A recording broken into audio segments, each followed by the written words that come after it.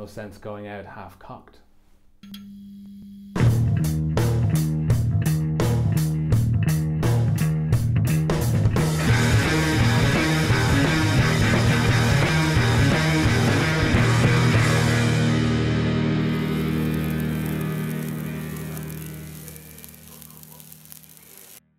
What's with the tin of fruit? Well, we'll get to that, but what is with the handheld phone footage? The wheels are trying very hard to come off this thing. We are losing the workspace. Soup is soon to be homeless. Now, I'm going to figure that out, but what it has meant in the last couple of weeks is that timing and scheduling has gone way out the window, which is how I find myself standing on the side of a mountain in southwest Ireland, County Kerry, while two of my friends down below get hitched. Now, on this side of the Connor Pass, you're as likely to get held up by stray sheep as you are the single lane traffic. But on the far side, which you'll see in a bit, there are broad, sweeping, well-paved curves. It is a beautiful place, full of tall tales, twinkly-eyed women, and stout pints of stout. And speaking of which, if you come here, there are two rules. One, you haven't had a Guinness until you've had one in Ireland. And two, you have to have two in a row with no nursing before you can decide whether you like it or not. And that's pretty much my way of getting newcomers tipsy. Anyway, we're going to keep moving because we're under pressure now to get the Range Rover at least rolling so it will come out of the unit. And I have been trying to spend every waking hour there is in the unit, which hasn't necessarily translated to many. So here it is. You know, if I'm frank, even when I pulled the axle off this, I wasn't fully committed to whether I was going to do the diff pan or not. But here we are. And the first thing you got to do if you're going to pull the diff off the car is you have to take the half shafts out because they hold the diff in a sense. So I come these bolts at the end of the axle and you can just literally pull the half shafts out. And you don't have to pull them all the way out. And in my case, the safest place for them at the moment is in the axle, so they're staying where they are. I was mentally prepared for how heavy this diff was because I've taken one off before, but when you couple it with it binding against the studs that are in the axle, it can be an absolute pain in the neck to get out. And I'm not going to let this run fully because this actually took about 3 or 4 minutes just to pull this off, which is kind of silly. But as I released it, I found that somebody has used a thread sealant, which wouldn't have helped. And they've actually used some kind of a gasket sealant all the way around the diff, which is overkill. You don't need this. But there you are. Some people like to do belt and braces. And I tried to eat my glove. Oh, on the gloves thing, actually I will let this run for a second because it gives me a minute to talk to you about the gloves. I am now looking for some gloves that won't melt, because I melt gloves all the time with the grinder and the welder. So if you've got any recommendations for the right pair of gloves that leave you some kind of tactile feel in your fingers when you're working, but kind of keep out oil and are, let's say, at least resistant to moderate heat, let me know. Drop me a comment because I'm actually trying to keep my hands out of shots actively, which is just another element of the production I do not need. So glove recommendations, sirs, if you would be so kind. Alright, the diff finally came out. And here is our axle. It's just like a big banjo. I was surprised at how much oil is left in it, even when you've drained it. So that has to come out. There are two holes, as it turns out, one kind of in the top and one in the bottom, and they're almost suspiciously sharp, these holes, but then again, they would look like that when they've got this bit of filler sticking through them. This is just from corrosion. They just perforated, and I'm sure they got a bit bigger when whoever did the repair on it cleaned it up on the outside.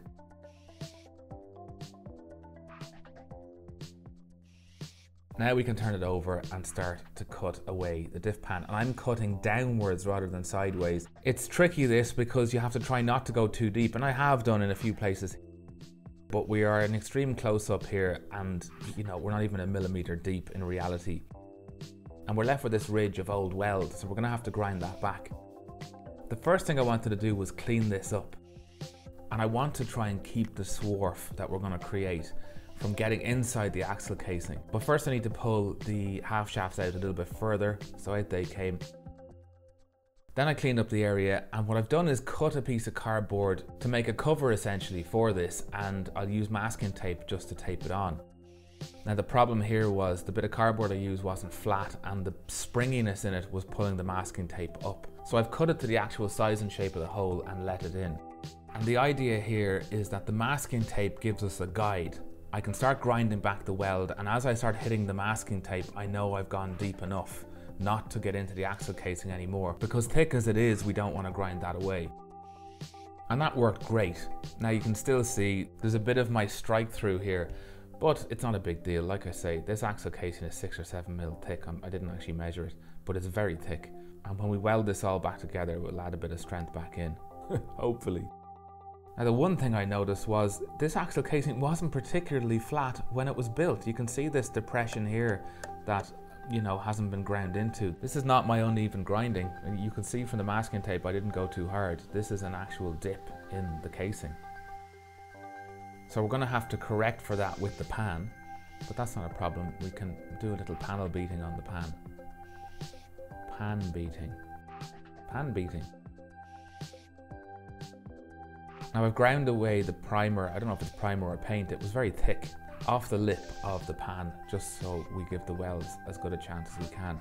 And I tacked it on.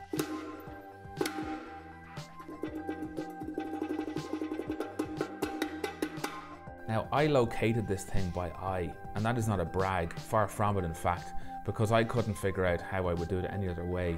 So I did make a few little marks just to center the bulge in this that allows the crown wheel pass through onto the axle, but largely I just did this by eye and feel. If we flip this back over and let the diff back onto it, we can see if we've got clearance, if the diff is actually clearing the pan.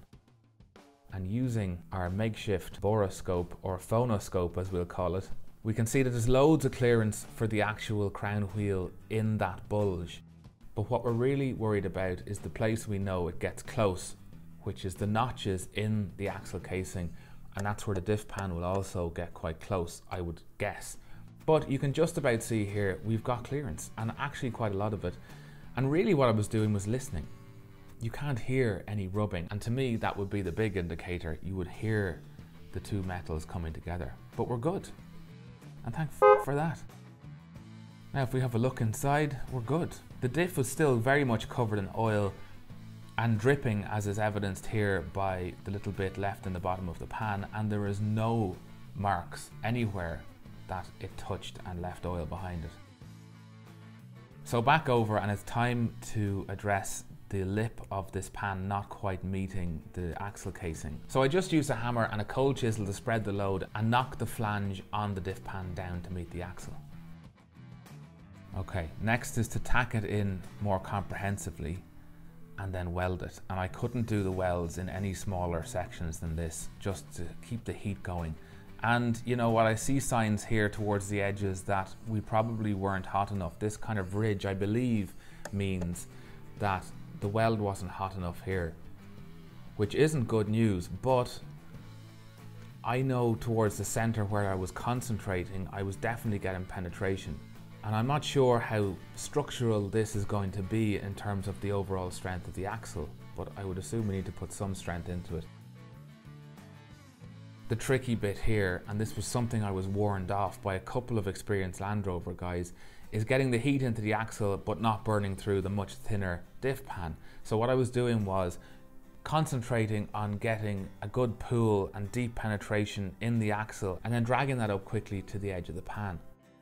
Some sections of this are much better than others, but overall I'm really happy, and right now I'm confident. At this point I'm quite confident that this is going to be a fairly trouble-free job. So back on with the diff to make sure that we haven't had any kind of movement, unlikely as it would be, and we're still good. So we've got to test it, and this is the moment of truth. And I've seen people use antifreeze for this, diesel. I didn't want to use antifreeze because that's a real waste of antifreeze and it's toxic stuff. Plus I didn't have any handy. I didn't have diesel handy either, and I didn't want to, diesel stinks.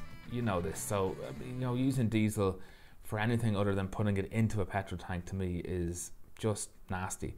So I used petrol. I had petrol from the tank of the car and I poured some petrol in here, or gasoline.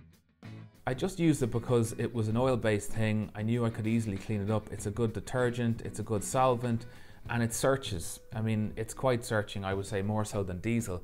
But a knock-on bonus that I realized is when you wipe it away, it evaporates really quickly, so you instantly have a dry surface. And that's great when you're looking for a leak, because if the leak comes through, it's very apparent where the leak is. And I have many leaks. I didn't count them because there was loads of them, and they seemed to be everywhere I ran up against one of the tacks, one of the original tack welds, which makes sense. Anyway, what I'm doing here is I'm wiping back the fuel that's already weeping through. It goes dry, and then I'm watching, and in real time, this was barely discernible. These aren't, I wouldn't even call these weeps. They're more like a quiet seethe of fuel. I'm watching for it, and wherever it comes up, I'm putting a bit of masking tape beside it, and I'll start to mark it with arrows so that when I flip it over, I know exactly where to grind back and weld again.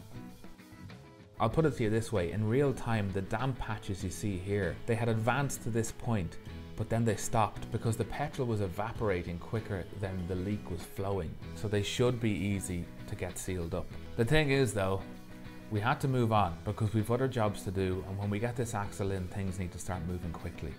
So I'll have this stuff welded up next time.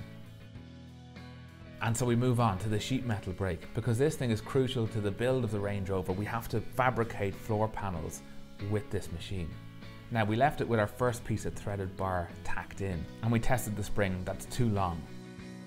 But we're going to flip it over, pull the clamping jaw off, pull the spring off, and weld this threaded bar in properly. And it's nice and flush at the bottom, clean it up here, and then just a quick zip round with the welder. Now we can get rid of these tack welds so that we can sit the spring down fully and measure to see exactly where we want to cut it. I didn't want to cut this spring because I wanted to keep the nice tailed ends on it, but I had this idea that maybe I would try and remake the tailed ends by heating the spring and doing a little bit of kind of blacksmithing on it. And then I realized I could flatten the end of it with the grinder instead, which is what I've done here. And when I offer that up, it's just so good, it's working so well that I don't see any point in doing anything else. And given we're under a time pressure, we're going to keep going. This is possibly still a little high because we're not going to be able to bend anything more than, let's say, 2 mil. We'd be lucky if we can bend 2 mil steel. But anyway, look at this spring. It is seated against the underside of the clamping jaw beautifully. So this is a win. We're moving on. Other side. Quickly. This is where it gets tricky, because if I get this second threaded bar wrong, there could be too much friction on the clamping jaw, or it might not be clamping straight. And keeping it straight and centered along its 5 foot length could be a little bit difficult here. But I tacked it in, and there is a tiny bit of friction between the two threaded bars. The jaw is a tiny bit tight on them, but we can relieve that with a file or maybe just use. And I'm excited to get the second spring in, just to see the jaw come up and down by itself.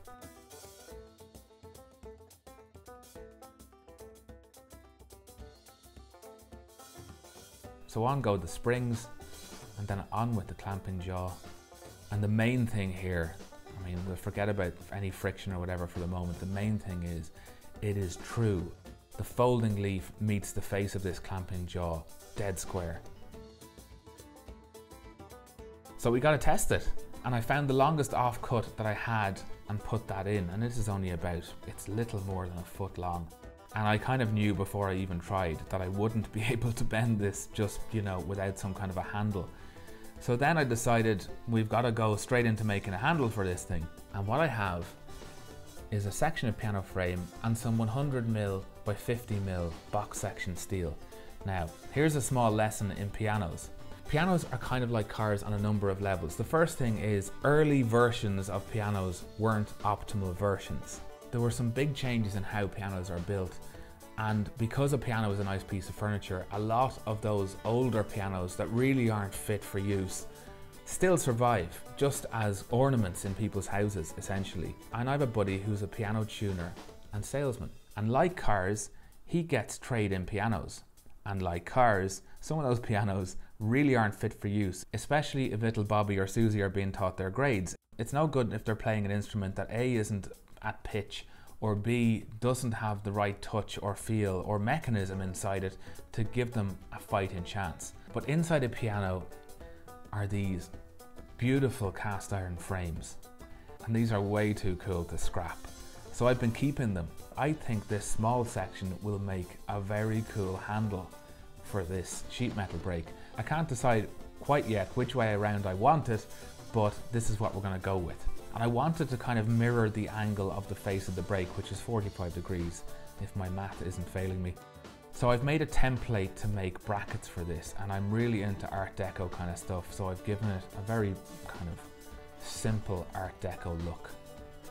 And it will go in here underneath the clamping jaw and come out at that 45-degree angle to hold that piece of piano frame, which just has a nice bit of casting to it. Very plain, but very nice. Now, you might be thinking, it doesn't look long enough to give you good leverage. Well, what I'm going to do is, I'm going to build in an option in the center of this bar to slide in an even longer lever. So I transferred the template to our box section steel, which happens to be the exact width of the piece of cast iron, and then offered that up. But then things got even more hectic and I got a bit distracted, and I got to work on the frames themselves to make the stand. And what I'm doing is I'm splitting two frames to get a section out of the center of them that I think will be a nice shape and a practical fit for a stand for the sheet metal brake. These frames are thick. In some places they're very thick, in other places they're only maybe 10, 12, 15 mil thick. Here is what I'm left with, the two frames, one sitting on top of the other. And for now, unfortunately, I'm sorry, you're gonna have to guess which way around these are gonna go, because this is where we have to leave it. Next time, we're gonna get this thing standing on its own 2 feet, and I can't wait to do it. Not so long back, the ever-enthusiastic crowd at Vallot Pro invited me to join them at their table at the 2017 Autosport Awards in the Grosvenor House Hotel, Park Lane, London, hence the dinner jacket. And I went and had a great time. It was hosted by David Coulthard and Lee McKenzie, and at it, Nelson Piquet, amongst others, got an award for his contributions to motorsport. Now, if you don't know what the Motorsport Awards are, the Autosport Awards, it's a massive, or a very big, annual social event on the motorsport calendar. And I wasn't going to let the opportunity pass me by without trying to do a little bit of networking for soup. So I approached some people. Now, unfortunately, we're not quite on the radar. We're not looming big enough yet to kind of garner the interviews that I'd like to garner. But I did speak to Gordon Murray briefly and Eddie Jordan. Gordon Murray, of course, is well known for having said that, as proud as he is of the McLaren F1, he didn't quite get the steering as sharp as it is on his original Lotus Elan, which I just think is a very cool thing. Eddie Jordan is a man with so much lore surrounding him, in Ireland at least. He is famed for being what we would call a cute whore in business, which is just somebody who's very savvy, a good dealer, a good negotiator. And I heard this story. Now, whether there's any credence to it or not, I don't know, but it's a fun story. And it goes that the original Jordan Formula One car was internally designated the 911. Porsche got wind of that and didn't like it very much and got on to Eddie. And in the ensuing deliberations, the Jordan 911 became the Jordan 191, and Eddie Jordan left Porsche with a brand new Carrera. It seems like a very tall tale, but with all the lore that surrounds Eddie Jordan, you wouldn't know. And maybe one day we'll get to ask him in person. Anyway, I did interview the main man at Vallot Pro. I learned some things that I just didn't know existed in terms of how to look after your car and what detailing is about. So I hope you enjoy it too, and here it is.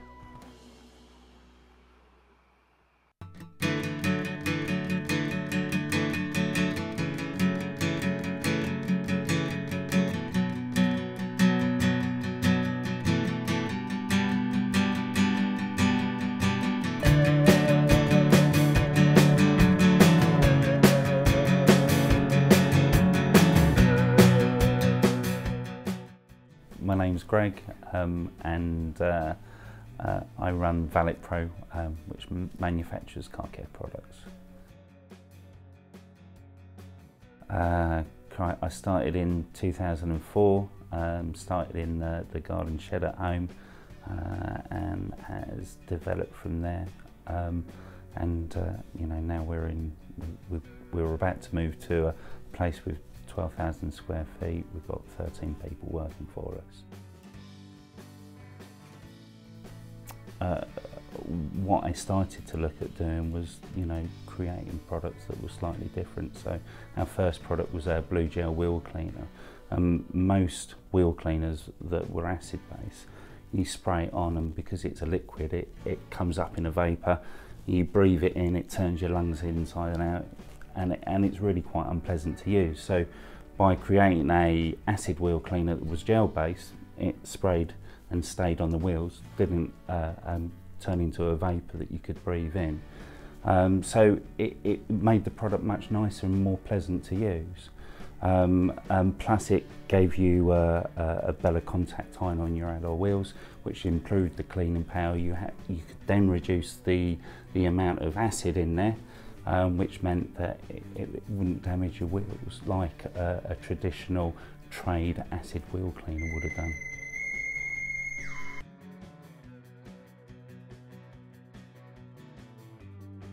Yeah, I mean, we still sell blue gel wheel cleaner today.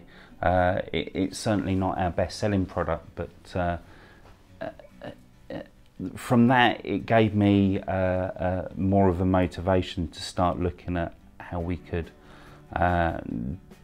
do, you know, make car cleaning products that people are already making, but just, you know, just think a little bit differently about it, and you know, improve that user experience. It's like a tar and glue remover. You know, traditionally these are quite heavy white spirit based products, and again, you know, there's a strong smell to them.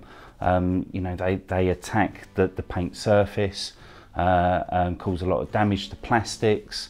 That product, we created a citrus-based product based on orange peel oil. And again, you know, we still make that product today. We're going to be updating that formulation soon, but still based on this same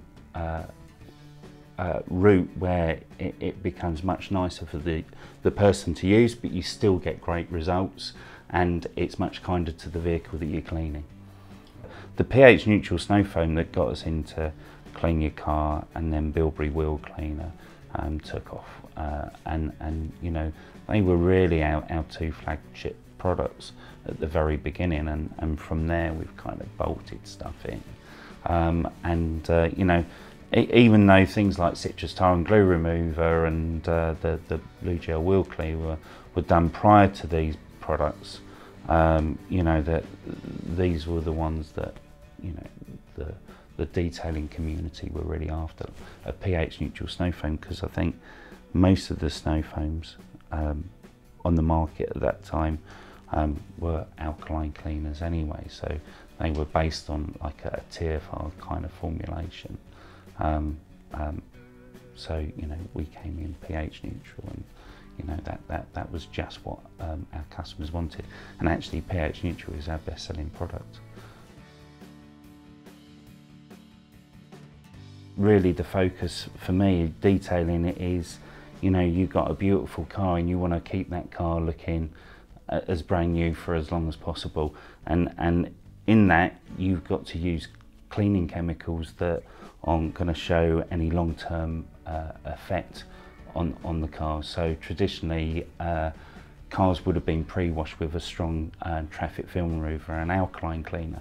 Well, that's fine when you're in a car dealership and you're cleaning the car once, but if you want to clean your car on a regular basis, which we all want to do to keep our cars looking nice, then your alkaline cleaner will fade your paintwork and weaken the paint structure, so it's more prone to stone chips, and it starts looking tired and ugly very soon. Yeah, by cleaning it with the wrong chemicals, and that's what's always traditionally been done. So, you know, detailing is about thinking about the chemical that you're using and making your car look its best.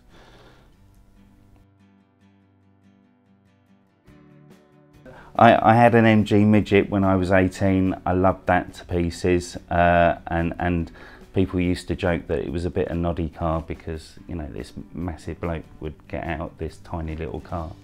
But I really enjoyed that. At the moment I've got an MGB which I got partly from your inspiration, so I had something to work on and learn about mechanics.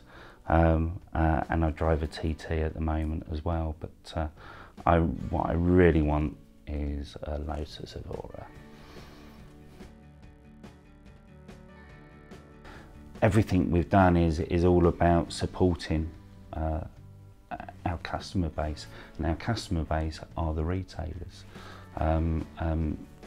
So, you know, we do all the marketing to the consumers that want our products, and we develop I suppose we develop products that I'd like to use.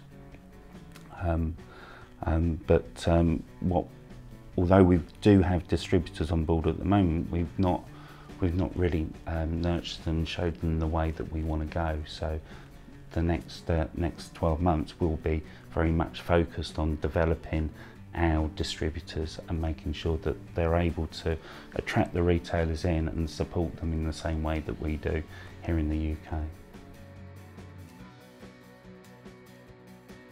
You know, you've got to carve your own route, you've got to think about what you want to achieve or the products that you want to make, and you know, it's how you want to be with your customers, how you want to be with your retailers, you know, the kind of standards, the core values of your business that you're creating, and if you get those set, then you know, competition doesn't really matter. You know, there's always going to be competition, but you know, if you can be different, then you don't really have competition. Okay, it's time to make my descent, and then make an apology, and then make another descent, if you know what I mean. But before I go, I really want to say thank you. Thank you for watching. Thank you to Vallot Pro, and thank you to my patrons. All of you, you know, have meant that it has gotten this far. Genuinely, it has kept me going. All of the support, all of the comments, the likes, all of that, it has been fantastic. And I was going to make a little deal of it being the 1-year anniversary, but to be honest, I reckon the first year is like the honeymoon period, and you know, if I make it to year 2, then we are doing well and we'll celebrate then. Okay, before I do go, the new patrons are Alexander Foy, Alan Taylor, Chris Cooney, Mark Berman and Paris R. Wilcox. Gents, thank you so much, and I will speak to you soon. Okay, I'll leave you with this thought. How do you get the frame out of a piano? Well, the best way I know is with friends. Good luck.